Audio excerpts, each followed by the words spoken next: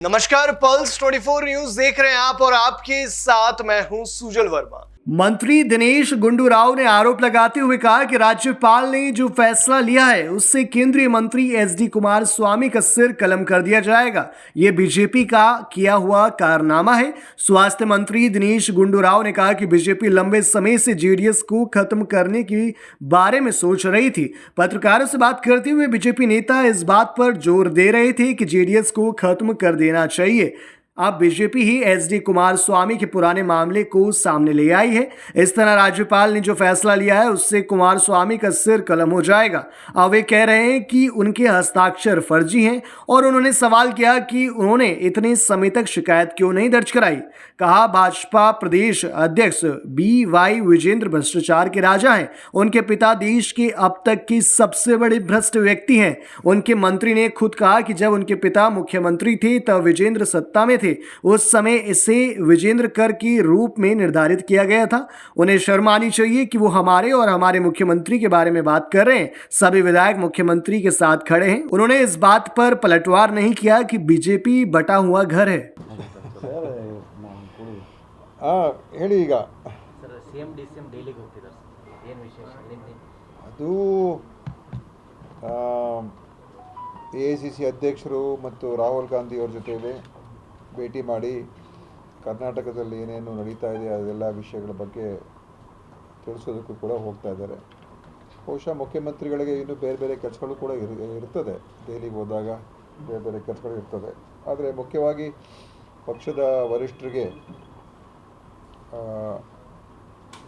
ಇಲ್ಲಿಯ ಬೆಳವಣಿಗೆಗಳು ಅದೆಲ್ಲ ನಿಮಗೆಲ್ಲ ಗೊತ್ತೇ ಇದೆ. ಅದರ ಬಗ್ಗೆ ಖುದ್ದಾಗಿ ಮಾಹಿತಿ ನೀಡೋದಕ್ಕೆ ಹೋಗ್ತಾ ಇದ್ದಾರೆ. ರಾಷ್ಟ್ರಪತಿಗಳನ್ನ ಭೇಟಿಯಾಗುವಂಥದ್ದು ಏನು ಆ ಥರ ಕಾರ್ಯಕ್ರಮ ನನಗೇನು ಗೊತ್ತಿಲ್ಲ. ಯಾಕೆಂದರೆ ನಿನ್ನೆ ಶಾಸಕಾಂಗ ಪಕ್ಷದ ಸಭೆಯಲ್ಲಿ ಅನೇಕ ಶಾಸಕರು ಎಲ್ಲರೂ ಕೂಡ ಭಾಳ ಒಕ್ಕೊರಲಿನಿಂದ ಹೇಳಿದ್ರು, ನಾವೆಲ್ಲ ನಿಮ್ಮ ಜೊತೆಯಲ್ಲಿದ್ದೀವಿ ಮತ್ತು ರಾಜ್ಯಪಾಲರ ನಡೆ ಏನಿದೆ ಇದು ಅತ್ಯಂತ ಒಂದು ನೋವಿನ ಸಂಗತಿ. ಅವರು ಈ ರೀತಿಯಾದಂಥ ನಡೆ ಅವ್ರು ಇಡಬಾರ್ದಾಗಿತ್ತು ಅಂತ ಎಲ್ಲ ಶಾಸಕರ ಅಭಿಪ್ರಾಯ ಕೊಟ್ಟು, ಮತ್ತು ರಾಜ್ಯಪಾಲರು ಈ ರೀತಿ ತಪ್ಪು ಹೆಜ್ಜೆ ಇಟ್ಟಾಗ ಅದು ನಾವು ಅವರ ಬಗ್ಗೆ ಅವರ ನಡೆ ಮತ್ತು ಅವರ ನಡವಳಿಕೆ ಇವತ್ತು ಸರಿ ಇಲ್ಲದೆ ಇರೋದ್ರಿಂದ ಅದು ರಾಷ್ಟ್ರಪತಿಗಳಿಗೆ ದೂರನ್ನು ನೀಡಬೇಕು ಅಂತ ಹೇಳಿ ಎಲ್ಲ ಶಾಸಕರುಗಳು ಹೇಳ್ತಾಯಿದ್ರು. ಅದನ್ನು ನಾನು ಚರ್ಚೆ ಮಾಡಿ ತಿಳಿಸ್ತೀನಿ ಅಂತ ಮುಖ್ಯಮಂತ್ರಿಯವರು ಹೇಳಿದ್ರು.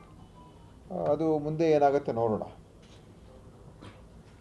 ರಾಷ್ಟ್ರಪತಿ ಪೆರೇಡ್ ಮಾಡಬೇಕು ಇಲ್ಲ, ಅದೇ ಹೇಳಿದ್ನಲ್ಲ, ಎಲ್ಲ MLAಸು ಅವ್ರ ಅಭಿಪ್ರಾಯ ಏನಿತ್ತು ಅಂತ ಹೇಳಿದ್ರೆ ರಾಜ್ಯಪಾಲರು ಈ ರೀತಿ ರಾಜ್ಯದ ಒಬ್ಬ ಮುಖ್ಯಸ್ಥ ಆಗಿ ಒಂದು ಸಂವಿಧಾನದ ಹುದ್ದೆ ಅದು, ಮತ್ತು ಅವರು ಈ ರಾಜ್ಯದ ಕಾನ್ಸ್ಟಿಟ್ಯೂಷನಲ್ ಹೆಡ್, ಅವರೇ ರಾಜ್ಯದ ಒಂದು ಸರ್ಕಾರದ ವಿರುದ್ಧ ಒಂದು ಷಡ್ಯಂತ್ರದಲ್ಲಿ ಶಾಮೀಲಾಗಿ ಅವರು ಕೇಂದ್ರ ಸರ್ಕಾರ ಮತ್ತು BJPಯ ಒಂದು ಸಹಚರರಾಗಿ ಕೆಲಸ ಮಾಡೋಕ್ಕೆ ಶುರು ಮಾಡಿದ್ರೆ ಅದು ನಾವು ಮುಂದೆ ಏನು ಕ್ರಮ ತಗೊಳ್ಬೇಕು? ಕೋರ್ಟ್ಗಾದರೂ ಹೋಗಬೇಕಾಗ್ತದೆ, ಅಥವಾ ರಾಷ್ಟ್ರಪತಿಗಳಿಗೆ ಹೋಗಿ ಇವರು ಸಂವಿಧಾನ ಬಾಹಿರವಾದಂಥ ನಡೆ ಇಡ್ತಾ ಇದ್ದಾರೆ ಅಂತೇಳಿ ನಾವು ಅವ್ರಿಗೆ ತಿಳಿಸ್ಬೇಕು ಅಂತ ಎಲ್ಲ MLAs ಹೇಳ್ತಾಯಿದ್ರು. ಅದಕ್ಕೆ ಆ ವಿಚಾರದ ಬಗ್ಗೆ CM ಅವರು ನಾನು ಇನ್ನೂ ಚರ್ಚೆ ಮಾಡ್ತೀನಪ್ಪ ಅಂತ ಹೇಳಿದ್ದಾರೆ. ಬಹುಶಃ ಇವತ್ತು ದೆಹಲಿಗೆ ಹೋಗ್ತಾ ಇರೋದ್ರಿಂದ ಖರ್ಗೆ ಸಾಹೇಬ್ರ ಜೊತೆ ರಾಹುಲ್ ಗಾಂಧಿ ಅವ್ರ ಜೊತೆನೂ ಈ ವಿಚಾರ ಚರ್ಚೆ ಮಾಡ್ಬೋದು. ಮುಂದೆ ಏನು ಮತ್ತು AICC ನಮ್ಮ ವೇಣುಗೋಪಾಲ್ ಅವರೆಲ್ಲ ಇರ್ತಾರೆ, ಅವ್ರ ಜೊತೆ ಎಲ್ಲ ಚರ್ಚೆ ಮಾಡ್ತಾರೆ. 11 ಮಸೀದಿಗಳನ್ನು ಮತ್ತೆ ವಾಪಸ್ ಕಳಿಸಿದ್ದಾರೆ ಬಿಲ್ಗಳನ್ನು. ಯಾಕೆ ಇಷ್ಟೊಂದು ರಾಜ್ಯಪಾಲ? ಅದು ಯಾವ್ಯಾವ ಕಾರಣಕ್ಕೆ ಅಂತ ಆ ಬಿಲ್ಲಿನ ಸ್ಪಷ್ಟೀಕರಣಗಳು ಏನಾದರೂ ಇದ್ದರೆ ಕೇಳಿರ್ಬೋದು. ಅದು ತಿಳ್ಕೊಂಡು ಆಮೇಲೆ ಹೇಳ್ತೀನಿ. ಅದನ್ನು ನಾನು ಈಗ ಉದ್ದೇಶಪೂರ್ವಕವಾಗಿ ವಾಪಸ್ ಕಳಿಸಿ ಅಂತ ಹೇಳೋಕ್ಕೆ ಹೋಗೋದಿಲ್ಲ. ಆದರೆ ಬಹುಶಃ ಬೇರೆ ಬೇರೆ ಸ್ಪಷ್ಟೀಕರಣಗಳು ಕೇಳಿರ್ಬೋದು. ಅದ್ರ ಬಗ್ಗೆ ಆ ಇಲಾಖೆಯವರು ಸ್ಪಷ್ಟೀಕರಣ ನೀಡಿ ವಾಪಸ್ ಅವ್ರ ಹತ್ರ ಕಳಿಸ್ಬೋದು ನಾವು. ಸರ್, ಹಿಂದೆ ಕೋವಿಡ್ ಹಗರಣಗಳ ಬಗ್ಗೆ ತಕ್ಷಣಕ್ಕೆ ಒಂದು ಸಮಿತಿ ಮಾಡಿದರೆ ಆ ಸಮಿತಿ ಎಲ್ಲಿ ವರದಿ? ಇಲ್ಲ, ತಕ್ಷಣಕ್ಕೆ ಅಂತ ಹೇಳಿದ್ರೆ ಅದು ಜಸ್ಟಿಸ್ ಡಕೋನ ಅಧ್ಯಕ್ಷತೆಯಲ್ಲಿ ಒಂದು ಆಯೋಗ ರಚನೆ ಆಗಿದೆ. ಅವರು ತನಿಖೆಯನ್ನು ಮಾಡ್ಕೊಂಡು ಬರ್ತಾ ಇದ್ದಾರೆ. ಅತ್ಯಂತ ಒಬ್ಬ ಪ್ರಾಮಾಣಿಕ ಮತ್ತು ಒಳ್ಳೆ ಹೆಸರಿರುವಂಥ ಒಬ್ಬ ನ್ಯಾಯಾಧೀಶರಾಗಿದ್ದರು. ಅವರು ಇನ್ನೇನು ಒಂದು ಕೊನೆ ಹಂತದಲ್ಲಿದೆ ಅಂತ ಹೇಳ್ತಾ ಇದ್ದಾರೆ. ಸೊ ವರದಿ ಆಧಾರ ಮುಂದೆ ವರದಿ ಬಂದಮೇಲೆ, ಕಮಿಷನ್ ರಿಪೋರ್ಟ್ ಬಂದಮೇಲೆ ನಂತರ ಏನು ಕ್ರಮ ತೊಗೊಳ್ಬೇಕು ನಾವು ತೊಗೊಳ್ತೀವಿ. ಈಗ ಬಿಜೆಪಿ ಸಿದ್ದರಾಮಯ್ಯ ಅವ್ರನ್ನ ಯಾಕೆ ಟಾರ್ಗೆಟ್ ಮಾಡ್ತಿದ್ದಾರೆ? ಯಾಕೆ ಅಂತ ಹೇಳಿದ್ರೆ ಕುಮಾರಸ್ವಾಮಿ ಅವ್ರ ಮೇಲೆ ಲೋಕಾಯುಕ್ತ ವರದಿ ಇದೆ. ಈಗ ವಿರೋಧ ಪಕ್ಷದ ಎಲ್ಲ ರಾಜ್ಯಗಳ ಮುಖ್ಯಮಂತ್ರಿಗಳು ಯಾಕೆ ಟಾರ್ಗೆಟ್ ಮಾಡ್ತಾ ಇದ್ದಾರೆ? DMK ತಮಿಳ್ನಾಡಲ್ಲಿ ಯಾಕೆ ಸ್ಟಾಲಿನ್ ಟಾರ್ಗೆಟ್ ಮಾಡ್ತಾರೆ? ಕೇರಳದಲ್ಲಿ ಯಾಕೆ ಪಿನರಿ ವಿಜಯನ್ ಟಾರ್ಗೆಟ್ ಮಾಡ್ತಾರೆ? ಇಲ್ಲಿ ಯಾಕೆ ಈ ಥರ ಮಾಡ್ತಾರೆ? ದೆಹಲಿಯಲ್ಲಿ ಕೇಜ್ರಿವಾಲ್ಗೆ ಯಾಕೆ ಮಾಡ್ತಾರೆ? ಜಾರ್ಖಂಡ್ ಸೊರೇನ್ ಮೇಲೆ ಯಾಕೆ ಮಾಡ್ತಾರೆ? ವೆಸ್ಟ್ ಬೆಂಗಾಲ್ ಮಮತಾ ಬ್ಯಾನರ್ಜಿ ಯಾಕೆ ಮಾಡ್ತಾರೆ? ಮತ್ತು ಬೇರೆ ಬೇರೆ ಇರೋ ಸರ್ಕಾರಗಳು, ಈಗ ಮಹಾರಾಷ್ಟ್ರ ನಮ್ಮ ಸರ್ಕಾರ ಇತ್ತು, ಅಲ್ಲಿ ರಾಜ್ಯಪಾಲರು ಯಾವ ರೀತಿ ನಡ್ಕೊಂಡ್ರು, ಇದೆಲ್ಲ ಸ್ಪಷ್ಟವಾಗಿ ಗೊತ್ತಾಗ್ತದಲ್ಲ. BJPಗೆ ಯಾವ ನೈತಿಕತೆ ಇಲ್ಲ. BJPಗೆ ಒಂದು ಅಧಿಕಾರ ಹಿಡಿಯೋದಕ್ಕೆ ಎಲ್ಲ ತಪ್ಪುಗಳು ಮಾಡೋದು ಕೂಡ ತಯಾರಾಗಿ ನಿಂತಿರುವಂಥ ಒಂದು ಪಕ್ಷ. ಮತ್ತು ಅದು ಯಾವುದೇ ಒಂದು ಸಿದ್ಧಾಂತ ಆಗಲಿ ಬರೀ ಬಾಯಲ್ಲಿ ಮಾತ್ರ ಮಾತಾಡ್ತಾರೆ ಅಷ್ಟೇ. ನಮಗೆ ರಾಮರಾಜ್ಯ ಮಾಡಬೇಕು, ನಾವು ಭಾಳ ಧರ್ಮಾಧಾರಿತ ಒಂದು ಪಕ್ಷ, ನಾವು ಭಾಳ ಒಂದು ಸಿದ್ಧಾಂತಕ್ಕೆ ದೇಶಭಕ್ತರು, ಭಾರತ್ ಮಾತಾ ಕಿ ಜೈ, ಅದೆಲ್ಲ ಕೇವಲ ಕಪಟ ಒಂದು ಅವರ ಒಂದು ನಡವಳಿಕೆ, ಕಪಟದ ಒಂದು ವರ್ತನೆ. ಯಾಕೆಂದರೆ ಇದೆಲ್ಲ ಜಾಸ್ತಿ ಯಾರು ಹೇಳ್ತಾರಲ್ಲ ಅವರೇ ಎಲ್ಲ ತಪ್ಪು ಮಾಡೋರು. ಸರಿಯಾಗಿರೋರು ಏನು ಹೇಳೋಕ್ಕೆ ಹೋಗಲ್ಲ, ಅವ್ರು ಸರಿಯಾಗೇ ಇರ್ತಾರೆ. ಇವರು ಜಾಸ್ತಿ ತೋರಿಸ್ಕೊಳ್ತಾರ, ನಾವು ದೇಶ ಪ್ರೇಮಿಗಳು, ನಾವು ದೇಶಭಕ್ತರು, ನಾವು ಒಬ್ಬರು ಬಿಟ್ಟರೆ ಬೇರೆ ಯಾರೂ ಇಲ್ಲ. ಅದೇ ಮಾಡಬಾರ್ದ ಅನಾಚಾರ ಎಲ್ಲ ಮಾಡೋರೇ ಇವರು, ಬೆಂಕಿ ಹಚ್ಚೋ ಕೆಲಸನೂ ಮಾಡೋರು ಇವರು, ದ್ವೇಷ ಹುಟ್ಟಿಸುವಂಥವ್ರು ಇವರು. ಆದರೆ ಬಂದು ಏನೋ ನಾವು ಭಾಳ ಒಳ್ಳೆಯ ಜನ ಅಂತ ತೋರಿಸ್ಕೊಳ್ಳೋರು ಕೂಡ ಇವರೇ. ಸೊ ನಿಮ್ಮ ಪ್ರಶ್ನೆಗೆ ಉತ್ತರ ಅದೇನೆ, ಎಲ್ಲ ಇವರೇ ಮಾಡ್ತಾ ಇರೋದು. ಇವತ್ತು IT, CBI, ED ಬಗ್ಗೆ ನಿಮಗೆ ಗೊತ್ತಿದೆ, ಯಾರ ಮೇಲೆ ಅವ್ರು ದಾಳಿ ಮಾಡ್ತಾರೆ. ಒಬ್ಬ BJP ಪಕ್ಷ ಲೀಡ್ರ್ ಆಗಲಿ ಅಥವಾ ಸರ್ಕಾರಗಳಿರೋ ಕಡೆ ಅವ್ರು ಯಾರೂ ಕಾಣಿಸೋದೇ ಇಲ್ಲ. ಇವತ್ತು ಬೇರೆ ಎಲ್ಲ ಸಂಸ್ಥೆಗಳು, ಇವತ್ತು SEBI ಕೂಡ ಇವತ್ತು ನಮಗೆ ಅನುಮಾನ ಬರುವಂಥ ರೀತಿಯಲ್ಲಾಗಿದೆ. ರಿಸರ್ವ್ ಬ್ಯಾಂಕ್ ಬಗ್ಗೆ ನಮಗೆ ಸಂಶಯ ಬಂದಿದೆ. C&AG ಬಗ್ಗೆ ಇವತ್ತು ಅವ್ರ ಬಗ್ಗೆ ನಮಗೆ ನಂಬಿಕೆ ಇಲ್ಲ. ಮತ್ತು ಸ್ಟ್ಯಾಟಿಸ್ಟಿಕಲ್ ಡಿಪಾರ್ಟ್ಮೆಂಟ್ ಬಗ್ಗೆ ಈಗ ಯಾವುದೇ ಮಾಹಿತಿ ಹೊರಗೆ ಬರ್ತಾ ಇಲ್ಲ. ಯಾವ ಸಂಸ್ಥೆ ಬಿಟ್ಟಿದ್ದಾರೆ ಹೇಳಿ ಇವರು? ಏನೋ ಮೊನ್ನೆ ಸದ್ಯ ದೇಶದ ಜನ ಒಂದು ತೀರ್ಮಾನ ಮಾಡಿ ಅವ್ರಿಗೊಂದು ಅಲ್ಪಸಂಖ್ಯಾತ ಸರ್ಕಾರ ಆಗಿದೆ. ಇಲ್ಲದೆ ಹೋದರೆ ಪಾರ್ಲಿಮೆಂಟ್ಗೆ ಬೆಲೆ ಇರಲಿಲ್ಲ, ಲೋಕಸಭಾಗೆ ಬೆಲೆ ಇರಲಿಲ್ಲ, ರಾಜ್ಯಸಭಾಗೆ ಬೆಲೆ ಇರಲಿಲ್ಲ, ಯಾರಿಗೂ ಕೇರ್ ಮಾಡಲ್ಲ ಇವರು. ಸೊ ಇದು ಅವರು ಒಂದು ಪ್ರಜಾಪ್ರಭುತ್ವ ವಿರುದ್ಧವಾಗಿ ಕೆಲಸ ಮಾಡ್ತಾ ಇರ್ತಕ್ಕಂಥ ಒಂದು ಪಕ್ಷ ಇವತ್ತು BJP. ಈಗ ಕಾಂಗ್ರೆಸ್ನವ್ರು ಏನು ಹೇಳ್ತಾರೆ, CM ಅವರು ಅಹಿಂದ ನಾಯಕರು, ಅವ್ರನ್ನ ಟಾರ್ಗೆಟ್ ಮಾಡ್ತಿದ್ದಾರೆ ಅಂತ. ಮತ್ತೆ ರಾಜ್ಯಪಾಲರು ಹಿಂದುಳಿದವರು ಸರ್, ಅವ್ರ ಈಗ ನಾವು ರಾಜ್ಯಪಾಲ ಟಾರ್ಗೆಟ್ ಮಾಡ್ತಾ ಇದೀವ? ಅಲ್ಲ, ಬಾಯಿಗೆ ಬಂದಂಗೆ ಬೈದು ನಾವು ಇದುವರೆಗೂ ಕೂಡ ರಾಜ್ಯಪಾಲರಿಗೆ ಏನಾದ್ರು ಹೇಳಿದ್ವಾ? ರಾಜ್ಯಪಾಲರು ಯಾವಾಗ ಮಾತಾಡಿದ್ದಾರೆ? ಅದು ಯಾವಾಗ ಮಾತಾಡಿದ್ದು? ಈಗ ಯಾವಾಗ ಮಾತಾಡಿದ್ದು? ನಾವು ಯಾವಾಗ ಮಾತಾಡೋದು ಅಂತ ಹೇಳಿದ್ರೆ, ಒಂದು ಪ್ರೈವೇಟ್ ಕಂಪ್ಲೇಂಟ್ ಮೇಲೆ ಒಬ್ಬರು ರಾಜ್ಯಪಾಲರು ಅದೇ ದಿವಸ ಶೋಕಾಸ್ ನೋಟಿಸ್ ಇಶ್ಯೂ ಮಾಡ್ತಾರೆ ಅಂತ ಹೇಳಿದ್ರೆ CM ಅವ್ರ ಮೇಲೆ, ಈ ರಾಜ್ಯಪಾಲರು ಏನು ಮಾಡ್ತಾರೆ ಅಂತ ಅಲ್ಲೇ ಗೊತ್ತಾಗೋದಿಲ್ವಾ? ಯಾರ ಮೇಲೆ ಕುಮಾರಸ್ವಾಮಿಯವರು, ಶಶಿಕಲಾ ಜೊಲ್ಲೆ ಅವರು, ನಿರಾನಿ ಅವರು, ಜನಾರ್ದನ್ ರೆಡ್ಡಿ ಅವ್ರ ಮೇಲೆಲ್ಲ ಲೋಕಾಯುಕ್ತ ಅವರು ಪೊಲೀಸವರು ಎನ್ಕ್ವೈರಿ ಮಾಡಿ ತನಿಖೆ ಮಾಡಿ 2 ಕೇಸಲ್ಲಿ ಚಾರ್ಜ್ ಶೀಟ್ಗಳು ರೆಡಿ ಮಾಡಿಕೊಂಡು ಸ್ಯಾಂಕ್ಷನ್ಗೆ ಅವರು ಪರ್ಮಿಷನ್ ಕೇಳಿದಾಗ ಅದಕ್ಕೆ ಯಾವುದನ್ನು ಕೂಡ ಕೊಡ್ದೇನೆ ಸುಮ್ಮನೆ ಅದು ಕೊಳತು ಬಿದ್ದಿದೆ ಅವೆಲ್ಲ, ಆಯಿತಾ? ಅದಕ್ಕೆ ಅದು ಒಂದು ಸಂಸ್ಥೆ ಮಾಡಿರೋಂಥ ತನಿಖೆ. ಇದು ಯಾರೋ ಬೀದಿಲಿ ಬರೋರು ಯಾರೋ ಹೋಗ್ಬಿಟ್ಟು ಒಂದು ಕಂಪ್ಲೇಂಟ್ ಕೊಟ್ಟಿದ ತಕ್ಷಣ ನೀವು ಶೋಕಾಸ್ ನೋಟಿಸ್ ಕೊಡ್ತಾರೆ ಅಂತ ಹೇಳಿದ್ರೆ, ಈಗ ಒಂದು ಚುನಾಯಿತ ಸರ್ಕಾರವನ್ನು ಅಸ್ಥಿರಗೊಳಿಸುವಂಥದ್ದು ಅದೇನು ಸಾಮಾನ್ಯ ವಿಷಯನ? ಒಬ್ಬ ಮುಖ್ಯಮಂತ್ರಿನ ಈ ರೀತಿಯಾಗಿ ನೀವು ಒಂದು ಕೇವಲವಾಗಿ ಅವ್ರ ಮೇಲೆ ನೀವು ರಾಜಕೀಯ ದುರುದ್ದೇಶದಿಂದ ನೀವು ಅವ್ರ ಮೇಲೆ ಅವ್ರಿಗೆ ಗೌರವಿಸುವಂಥ ಅವಮಾನಿಸುವಂಥ ಕೆಲಸ ಮಾಡಿದಾಗ ಅದೇನು ಸಾಮಾನ್ಯ ವಿಚಾರನ? ಯಾಕಂದರೆ ಈ ರಾಜ್ಯದ ಜನ ತಾನೇ ಆಶೀರ್ವಾದ ಮಾಡಿರೋದು. 136 ಜನ ಶಾಸಕರಿಗೆ ಗೆಲ್ಲಿಸೋರು ಯಾರು? ಈ ರಾಜ್ಯದ ಜನತೆ ತಾನೇ. ಅದನ್ನು ಭಾಳ ನೀವು ಒಂದು ಷಡ್ಯಂತ್ರಕ್ಕೆ ನೀವು ಶಾಮೀಲಾಗ್ಬಿಟ್ಟು ಗವರ್ನರು ಈ ಥರ ಮಾಡಿದ್ರೆ ಸುಮ್ಮನೆ ಕೂತ್ಕೋಬೇಕಾ ನಾವು? ಇದುವರೆಗೂ ಗವರ್ನರ್ಗೆ ಯಾವತ್ತೂ ಕೂಡ ನಾವು ಅವ್ರಿಗೆ ಟೀಕೆ ಮಾಡಿರಲಿಲ್ಲ. ಅದು ಈ ಥರ ಒಂದು ಅವ್ರ ಪಾಪ, ಅದಕ್ಕೆ ಅವರನ್ನು ಈ ರೀತಿಯಾದಂಥ ಒಂದು ಕೇಂದ್ರದ BJPಯವರು ಒತ್ತಡ ಹಾಕಿ ಮಾಡಿಸಿದ್ದಾರೆ, ಅದು ಬೇರೆ ಪ್ರಶ್ನೆ. ನಾನೇನು ರಾಜ್ಯಪಾಲರ ವೈಯಕ್ತಿಕವಾಗಿ ನಾನು ಟೀಕೆ ಮಾಡೋಕ್ಕೆ ಹೋಗಲ್ಲ. ಆದರೆ ಅವರು ಆ ಸ್ಥಾನಕ್ಕೆ ಇವತ್ತಿನ ದಿವಸ ಆ ಸ್ಥಾನದ ಕೂತ್ಕೊಂಡು ಈ ರೀತಿಯಾದಂಥ ಕೆಲಸ ಮಾಡಬಾರ್ದಾಗಿತ್ತು. ಇದು ಇವತ್ತು ನಮಗೆ ಅವ್ರ ಮೇಲೆ ವಿಶ್ವಾಸ ನಾವು ಕಳ್ಕೊಂಡಿದ್ದೀವಿ, ಅವ್ರ ಮೇಲೆ ನಮಗೆ ನಂಬಿಕೆ ಇಲ್ಲ ಈಗ. ಮತ್ತು ಈ ರೀತಿಯಾದಂಥ ಅವರು ಮಾಡಿರೋದ್ರಿಂದ ನಾವು ಖಂಡಿತವಾಗಿಯೂ ಇದು ಒಂದು ಸಣ್ಣ ಸಂಗತಿ ಏನಲ್ಲ ಇದು. ಅಷ್ಟು ಸಿಂಪಲ್ಲಾಗಿ ನೀವು ಹೇಳೋಕ್ಕಾಗಲ್ಲ. ಏನೋ ಕೊಟ್ಟರೆ ಬಿಡ್ರಿ, ಯಾಕೆ ಅದ್ರ ಬಗ್ಗೆ ನೀವು ಅಷ್ಟೊಂದು ತಲೆ ಕೆಡಿಸ್ಕೊಳ್ತಾ ಇದ್ದೀರಾ ಅಂತ ಆ ಥರ ಹೇಳುವಂಥ ಪರಿಸ್ಥಿತಿ ಅಲ್ಲ ಇದು. ಈಗ ಅವರು ರಾಷ್ಟ್ರಪತಿ ಬಿ ಜೆ ಪಿಯವ್ರಿಗೆ ಏನಾಗಬೇಕಾಗಿದೆ ಹೇಳಿ. ಅವ್ರ ಪಕ್ಷದಲ್ಲೇ ಈಗ ಅವ್ರ ಬಗ್ಗೆ, ಈಗ ವಿಜೇಂದ್ರ ಬಗ್ಗೆ ಬಿ ಜೆ ಪಿಯವ್ರು ಏನು ಹೇಳ್ತಾ ಇದ್ದಾರೆ, ಯಡಿಯೂರಪ್ಪನವ್ರ ಬಗ್ಗೆ ಬಿ ಜೆ ಪಿಯವ್ರು ಏನು ಹೇಳ್ತಾ ಇದ್ದಾರೆ ಅಲ್ವಾ? ಅವ್ರ ಪಕ್ಷದವ್ರು ಹೇಳ್ತಾ ಇದ್ದಾರೆ. ಯಾಕೆಂದರೆ ಇಲ್ಲಿ ಕಾಂಗ್ರೆಸ್ ಒಂದು ಹೇಳ್ತೀನಿ, ಕಾಂಗ್ರೆಸ್ ಅಂತೂ ಒಗ್ಗಟ್ಟಾಗಿದ್ದೀವಿ. ನಮ್ಮ ಸಂಪುಟ 100% ಸಿದ್ದರಾಮಯ್ಯವ್ರ ಜೊತೆ ಇದೆ. ನಮ್ಮ ಶಾಸಕಾಂಗ ಪಕ್ಷ 100% ಅವ್ರ ಜೊತೆಯಲ್ಲಿದೆ. ಯಾವ ಒಂದು ಭೇದ ಭಾವ ಇಲ್ಲ, ವ್ಯತ್ಯಾಸ ಇಲ್ಲ. ಅವ್ರ ಮನೆ ಈಗ ಎಲ್ಲ ಒಡೆದೋಗಿರುವಂಥ ಮನೆ. ವಿಜೇಂದ್ರನ ತೆಗಿಬೇಕು ಅಂತಲೇ ಅಲ್ಲಿ ಸುಮಾರು ಜನ ಬಿ ಜೆ ಪಿ ಲೀಡರ್ಸೇ ಮಾತಾಡ್ತವ್ರೆ. ಅದು ಯಾಕಂದ್ರೆ ಭ್ರಷ್ಟಾಚಾರದ ಇವರೆಲ್ಲ ಕಿಂಗ್ಗಳು. ಯಾರು ವಿಜೇಂದ್ರ ಭ್ರಷ್ಟಾಚಾರದ ಬಗ್ಗೆ ಮಾತಾಡೋದಕ್ಕೆ 0.01% ನೈತಿಕತೆಯೂ ಇಲ್ಲ. ಯಾಕೆಂದರೆ ಅವ್ರ ತಂದೆ ಈ ದೇಶದಲ್ಲೇ ಅತ್ಯಂತ ಭ್ರಷ್ಟ ಮುಖ್ಯಮಂತ್ರಿಗಳಲ್ಲಿ ಒಬ್ಬರಂತ ಇಡೀ ಎಲ್ರಿಗೂ ಕೂಡ ಗೊತ್ತಿದೆ, ಆಯಿತಾ? ಅವ್ರು ಮಾಡಿರುವಂಥ ವೈಯಕ್ತಿಕ ಭ್ರಷ್ಟಾಚಾರ, ರಾಜಕೀಯ ಭ್ರಷ್ಟಾಚಾರ, ವೈಯಕ್ತಿಕ ಭ್ರಷ್ಟಾಚಾರ 108 ಮಾಡಿದ್ದಾರೆ, ಆಯಿತಾ? ಅದ್ರ ಜೊತೆಯಲ್ಲಿ ಅವ್ರು ಸಿ ಎಮ್ ಆಗಿದ್ದಾಗ ವಿಜೇಂದ್ರ ಯಾವ ರೀತಿಯಾಗಿ ನಡ್ಕೊಂಡ್ರು, ಯಾವ ರೀತಿಯಾಗಿ ಬಿ ಜೆ ಪಿ ಮಂತ್ರಿಗಳೇ ಈ ವಿಜೇಂದ್ರರ ಬಗ್ಗೆ ಏನಪ್ಪ ಇವನು ಏನೂ ಇಲ್ಲ, ಎಲ್ಲ ಫೈಲ್ಗಳು ಅವ್ರ ಹತ್ರ ಹೋಗ್ತಾ ಇದೆ ಅಂತ ಮಾತಾಡ್ತಾಯಿದ್ರು. ವಿಜೇಂದ್ರ ಟ್ಯಾಕ್ಸ್ ಅಂತಲೇ ಇತ್ತು. ಸೊ ಅಧಿಕಾರ ಇಲ್ಲದೇ ಎಷ್ಟು ಭ್ರಷ್ಟಾಚಾರ ವಿಜೇಂದ್ರ ಮಾಡಿದರು. ಈಗ ಅಧಿಕಾರ ಸಿಕ್ಕಿದ್ರೆ ಇನ್ನೇನೇನು ಮಾಡ್ತಾರೋ ದೇವರಿಗೆ ಗೊತ್ತು. ಸೊ ಈ ವ್ಯಕ್ತಿಗಳು ಯಾವುದೇ ಒಂದು ನೈತಿಕತೆ ಉಳಿಸ್ಕೊಳ್ದೇ ಲೂಟಿ ಭ್ರಷ್ಟಾಚಾರ ಮಾಡಿರ್ತಕ್ಕಂಥ ಜನ.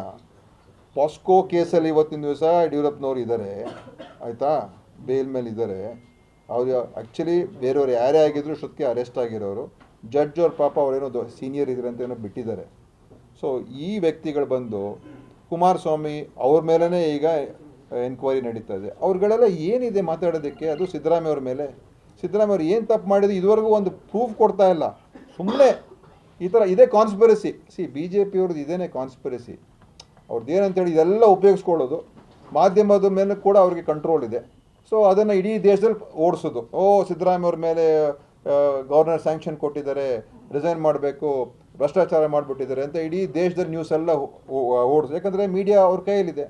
ಮೀಡಿಯಾನ ಓಡಿಸ್ತಾರೆ, ಆಪಾದನೆ ಮಾಡಿಸ್ತಾರೆ, ಕೆಟ್ಟ ಹೆಸರು ತರಬೇಕು. ಇಲ್ಲಿ ಏನು ಅವ್ರ ಉದ್ದೇಶ ಏನು? ರಾಜ್ಯದಲ್ಲಿ ಸರ್ಕಾರ ಚೆನ್ನಾಗಿ ಕೆಲಸ ಮಾಡಬಾರ್ದು, ರಾಜ್ಯದಲ್ಲಿ ಅಭಿವೃದ್ಧಿ ಆಗಬಾರ್ದು, ರಾಜ್ಯದ ಜನರಿಗೆ ನಮ್ಮ ಸರ್ಕಾರದಿಂದ ಒಳ್ಳೆ ಕೆಲಸಗಳು ಆಗಬಾರ್ದು, ಗೊಂದಲದ ವಾತಾವರಣ ಸೃಷ್ಟಿ ಮಾಡಬೇಕು, ಏನೋ ಸರ್ಕಾರ ಅರಾಜಕತೆ ಇದೆ ಅಂತ ತೋರಿಸ್ಕೊಡ್ಬೇಕು. ಆ ಉದ್ದೇಶ ಇವತ್ತು. ಒಂದು ರೀತಿ strategy. RSS B J P ಅವರೆಲ್ಲ ಕೂತ್ಕೊಂಡು ಮಾಡ್ತಾರೆ. ಸುಮ್ಮನೆ ಅವ್ರಿಗೆ ಕೆಲಸ ಮಾಡೋದಕ್ಕೆ ಬಿಡಬಾರ್ದು, ನಾವು ತೊಂದರೆ ಕೊಡ್ತಾ ಇರಬೇಕು. ಯಾವುದೋ CBI, IT, ED ಏಜೆನ್ಸಿ, ಮತ್ತೊಂದು ಗವರ್ನರ್ ಏನೇ ಸಿಕ್ಕದ್ದೆಲ್ಲ ಉಪಯೋಗಿಸ್ಕೊಳ್ಳೋದು. ಸೊ ಇದು ರಾಜ್ಯಕ್ಕೆ ಒಳ್ಳೇದು ಮಾಡ್ತಾ ಇದ್ದಾರೆ ಬಿ ಜೆ ಪಿ. ಈ ರಾಜ್ಯದಕ್ಕೆ ಬರಗಾಲ ಬಂದಾಗ ದುಡ್ಡು ಕೊಡೋದಕ್ಕೆ ತಾಕತ್ತಿಲ್ಲದೆ ಇರುವಂಥ ಪ್ರಹ್ಲಾದ್ ಜೋಶಿ ಮತ್ತು ಕುಮಾರಸ್ವಾಮಿ ಅವರು ಕಟ್ಕೊಂಡು ನಮಗೇನಾಗಬೇಕಾಗಿದೆ? ಕೋರ್ಟಿಂದ ನಾವು ತೊಗೊಂಬಂದಿದ್ದೀವಿ ದುಡ್ಡನ್ನ, ಸುಪ್ರೀಂ ಕೋರ್ಟಿಂದ. ಅಷ್ಟು ಮಿನಿಮಮ್ ಒಂದು ರಾಜ್ಯಕ್ಕೆ ಅನುಕೂಲ ಮಾಡುವಂಥ ತಾಕತ್ತಿಲ್ಲದೆ ಇರುವಂಥ ಜೋಶಿಯವರು, ಯಡಿಯೂರಪ್ಪನವರು ಎಲ್ಲ ಏನು ಪ್ರಯೋಜನ ನಮಗೆ? ಸರಿ, ನೀವು ಬಿಜೆಪಿ ಅವ್ರು ಭ್ರಷ್ಟಾಚಾರ ಮಾತಾಡ್ತೀರಿ. ನೀವು ದಲಿತರ ವೋಟನ್ನು ತಗೊಂಡು ಅಧಿಕಾರಕ್ಕೆ ಬಂದು ವಾಲ್ಮೀಕಿ ಹಗರಣದಾಗ 187 ಭ್ರಷ್ಟಾಚಾರ ಮಾಡಿದ್ರಿ. ಅದು ಭ್ರಷ್ಟಾಚಾರ. ವಾಲ್ಮೀಕಿ ಹಗರಣ ಅದು ಹಗರಣನೇ. ಅದು ಖಂಡಿತ ಹಗರಣಗಳು ಇಲ್ಲ ಅಂತ ನಾನು ಹೇಳ್ತಾ ಇಲ್ಲ.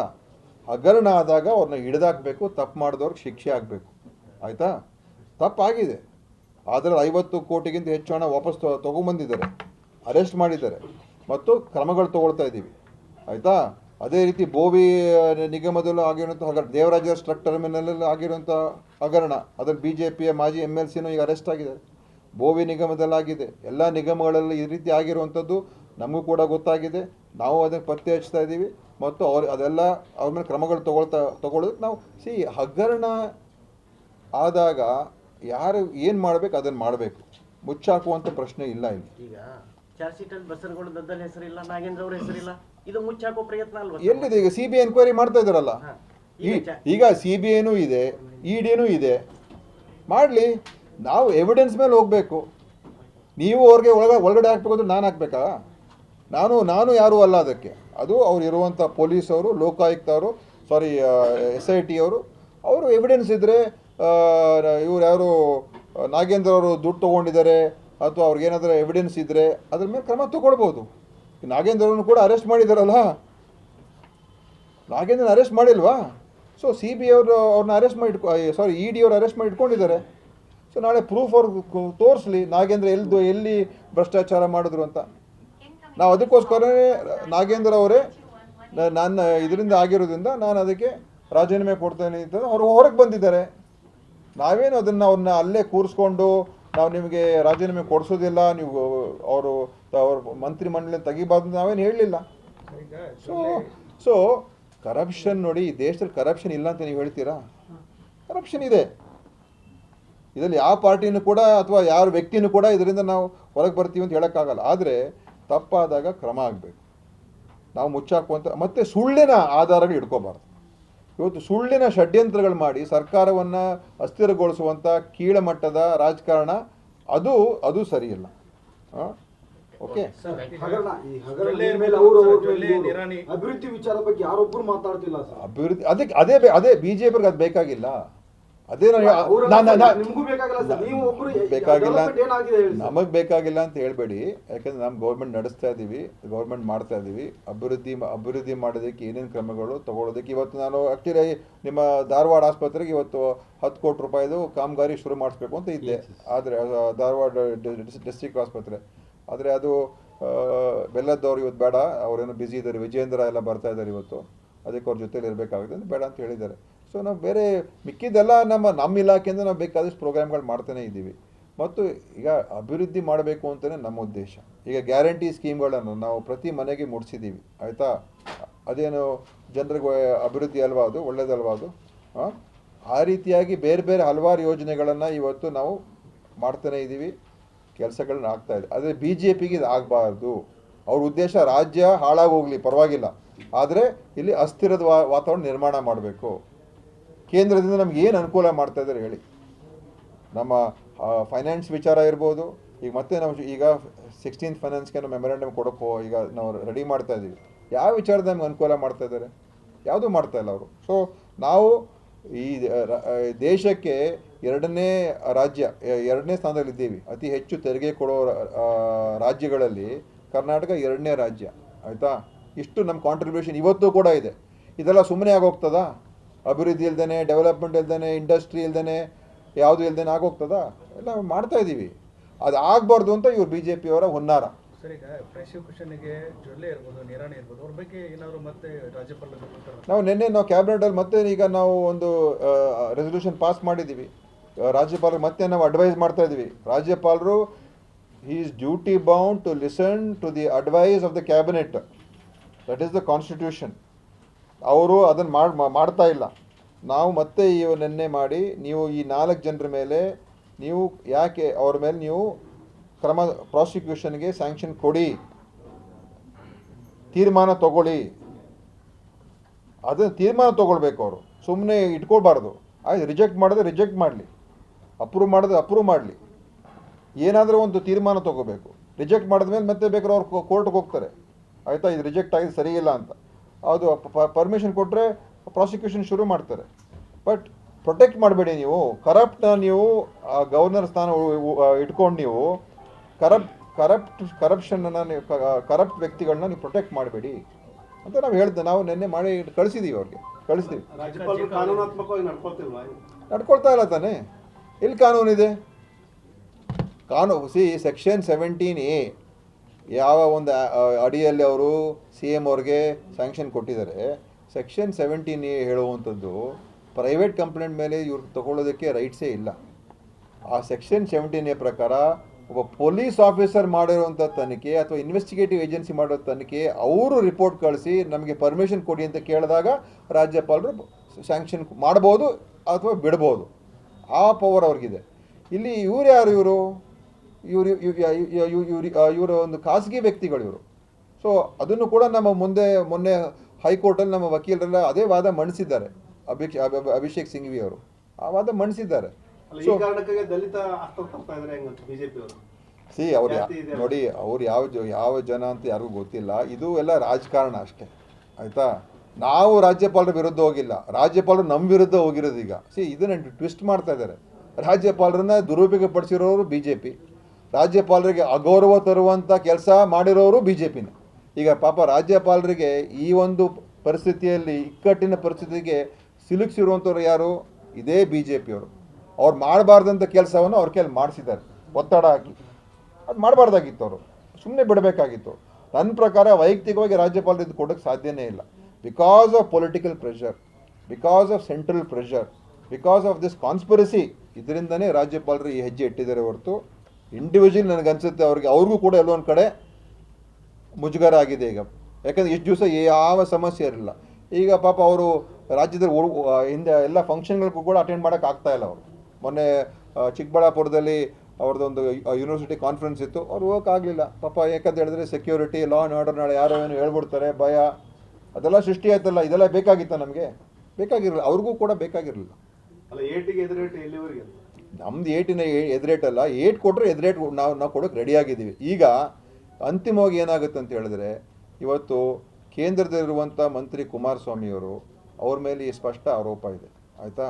ಸ್ಪಷ್ಟ. ಈಗ ಸ್ಯಾಂಕ್ಷನ್ನು ಅವ್ರು ಕೊಡಲೇಬೇಕಾಗುತ್ತೆ. ಯಾಕೆಂದರೆ ಅಥವಾ ಅವರು ಬೇರೆ ಏನಾದರೂ ಒಂದು ದಾರಿ ಕೇಂದ್ರಕ್ಕಾದರೂ ಕಳಿಸ್ಬೋದು ರಾಜ್ಯಪಾಲರು. ಯಾಕಂದರೆ ಈಗ ಕೇಂದ್ರದ ಮಿನಿಸ್ಟ್ರ್ ಇದ್ದಾರೆ, ಅಲ್ಲಿಗಾದರೂ ಕಳಿಸ್ಕೊಡ್ಬೋದು. ಆದರೆ ಕುಮಾರಸ್ವಾಮಿ ಮೇಲೆ ಇರುವಂಥದ್ದು ತನಿಖೆಯಾಗಿ ತಪ್ಪಿತಸ್ಥ ಅಂತ ಗೊತ್ತಾಗಿದೆ, ಅದರಿಂದನೇ ಚಾರ್ಜ್ ಶೀಟ್ ಮಾಡಿದ್ದೀವಿ, ಪರ್ಮಿಷನ್ ಕೊಡಿ ಅಂತ ಇರುವಂಥ ಕೇಸ್ ಅದು. ಕುಮಾರಸ್ವಾಮಿ ಅವರ ಉತ್ತರ ನಾನು ನೆನ್ನೆ ನೋಡಿದೆ ಮೊನ್ನೆ, ನನ್ನ ಫೋರ್ಜರಿ ಅಂತ ಹೇಳ್ತವ್ರೆ. ಫೋರ್ಜರಿ ಅಂತ ಹೇಳಿದ್ರೆ ಅವರು ಯಾವತ್ತೂ ಕಂಪ್ಲೇಂಟ್ ಕೊಡಬೇಕಾಗಿತ್ತು. ಇವತ್ತಾ ಈ ಕೇಸ್ ಬಂದು ಎಷ್ಟು ದಿವಸ ಆಯಿತು? 18 ವರ್ಷ. ಇಷ್ಟು ದಿವಸದಿಂದ ಸುಮ್ಮನೆ ಅವರು ಫೋರ್ಜರಿ ಆಗಿದೆ ಅಂತ ಯಾಕೆ ಹೇಳಿಲ್ಲ? ಇಷ್ಟು ದಿವಸ ಸಡನ್ನಾಗಿ ಹೀಗೆ ಫೋರ್ಜರಿ ಅಂತ ಹೇಳ್ತವ್ರೆ. ಈ ಥರ ಉತ್ತರ ಒಬ್ಬ ಮಾಜಿ ಮುಖ್ಯಮಂತ್ರಿ, ಒಬ್ಬ ಕೇಂದ್ರ ಸಚಿವರು ಕೊಡೋಕ್ಕಾಗ್ತದೆ? ಸೊ ಅವ್ರು ರಾಜೀನಾಮೆ ಕೊಡಬೇಕು ಆ್ಯಕ್ಚುಲಿ. ಯಾಕೆಂದರೆ ಅವ್ರ ಪೋರ್ಟ್ಫೋಲಿಯೋ ಇವತ್ತದು ಮೈನ್ಸ್ ಪೋರ್ಟ್ಫೋಲಿಯೋ ಅವ್ರ ಹತ್ರ ಇದೆ, ಹಗರಣ ಕೂಡ ಮೈನ್ಸ್ ಹಗರಣ, ಆಯಿತಾ? ಸೊ ಕುಮಾರಸ್ವಾಮಿ ಅವರ ತಲೆದಂಡ ಆಗುವಂಥದ್ದು ಈ ಒಂದು ರಾಜ್ಯಪಾಲರ ಒಂದು ತೀರ್ಮಾನದಿಂದ ಬಹುಶಃ ಬಿ ಜೆ ಪಿಯವರು ಕುಮಾರಸ್ವಾಮಿನ ತೆಗೆಯೋದಕ್ಕೆ ಮಾಡಿದ್ದಾರೆ ಅಂತ ಕೂಡ ನನಗೆ ಅನಿಸುತ್ತೆ. ಯಾಕಂದರೆ ಮೊದಲೇ ಅವರು ಈ JDSನ ಮುಗಿಸ್ಬೇಕು ಅಂತ ಇದ್ದರು ಬಿ ಜೆ ಪಿ. ಈಗ ಅವರು ಈ ರೀತಿಯಾದಂಥ ದಾರಿ ಹುಡುಕಿ ಕುಮಾರಸ್ವಾಮಿನ ತೆಗೆಯತಕ್ಕಂಥ ಒಂದು ಸನ್ನಿವೇಶಕ್ಕೆ ಬಿ ಜೆ ಪಿಯವರೇ ತೊಗೊಂಬರ್ತಾ ಇದ್ದಾರೆ. Okay, thank you. ಜೀಕಾದೇನಿಲ್ಲ, ಜೀಕ ಏನು